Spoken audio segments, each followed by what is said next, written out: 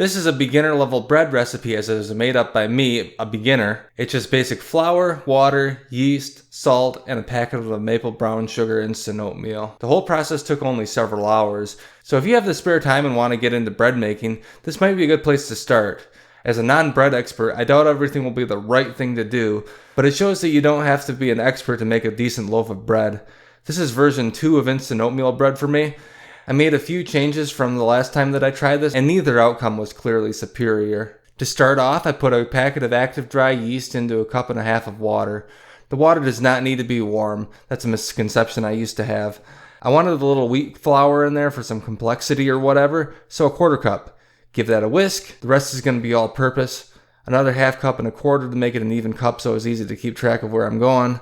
Whisk that until mixed in. Then I add in half a cup at a time and mix it until there are 2.5 cups of flour in here. It has been working well for me to start off my dough with 3/5 water by volume like this.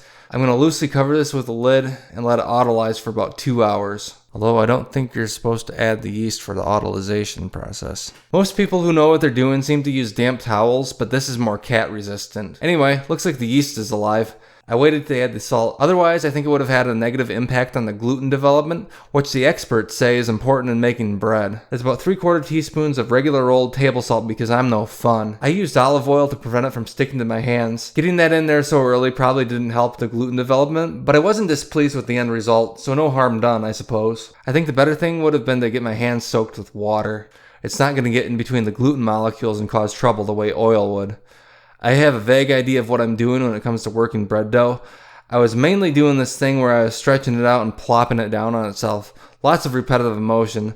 I mixed it around for a little over 10 minutes. After all that mixing, it seems more stretchy and glossy, which I believe is a good sign. Unlike my last oatmeal bread, I added the oatmeal at this stage, whereas I added it at the very beginning for the other one. I added it at this point while the dough was still sticky, so it was hopefully still able to absorb some of that moisture. I let it sit and hydrate for 20 minutes, which turned into 40 minutes. I added another half cup of flour, which I probably should have just added towards the beginning, but in any event, I oiled my hands and started mixing that in. I suppose this isn't great because I spent all that time mixing in the bulk of the dough only to add more undeveloped gluten later. To get the flour mixed in, I was just letting it stretch out as I lifted it up and dropping it down to pick up more flour. Once it was all absorbed, I did this stretching and folding kind of thing quite a bit. I did that and a few other maneuvers for about 5 minutes. After 25 minutes of resting, it looked like this. I started to prepare the Dutch oven, which I didn't have last time. Thanks, Mom and Dad. I was running low on parchment paper, so I used a little oil. I shouldn't have oiled it all the way up the sides. The bread didn't get that high and the oil just got baked on there. Not cool. I recently learned the trick where you add cornmeal to it. I guess you're just supposed to sprinkle it in though. There, the dough can have a little cornmeal in it. So yeah, just sprinkle it in as uniformly as possible and don't touch it. I set that aside and worked the dough for about another minute. After that, I moved it over to the Dutch oven and started preheating the oven to 500 degrees Fahrenheit. I wanted to put some oats on top as a reminder that this is oatmeal bread, so I sprayed a little water on top to help it stick. Steam is important for crust formation, and I like to think that the extra bit of water helped. It takes a while to get up to 500 degrees, so I hope this was enough time to do a final proof. Technically, it probably should have been more. Again, I still consider myself a beginner at this. Looks like it proofed up at least a little bit. I put it in the oven with the cover on for 30 minutes to trap that steam in.